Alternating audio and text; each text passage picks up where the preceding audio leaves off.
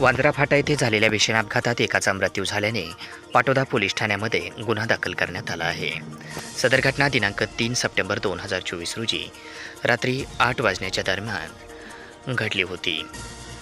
तसेच दिनांक 7 सप्टेंबर 2024 रोजी दुपारी 3:43 पाटोदा पोलीस ठाण्यामध्ये गुन्हा दाखल करण्यात आला, अशी माहिती आज दिनांक 8 सप्टेंबर रोजी दुपारी 4:30 वाजण्याच्या दरम्यान माध्यमांना पोलिसांनी माहिती दिली आहे।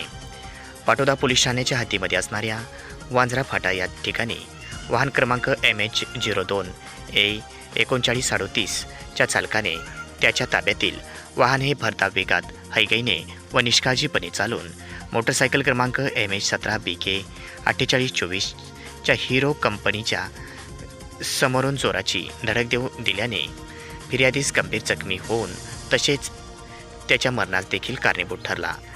यामध्ये लक्ष्मण बबन कोल्हे राहणार कोल्हेवाडी असे मैताचे नाव आहे।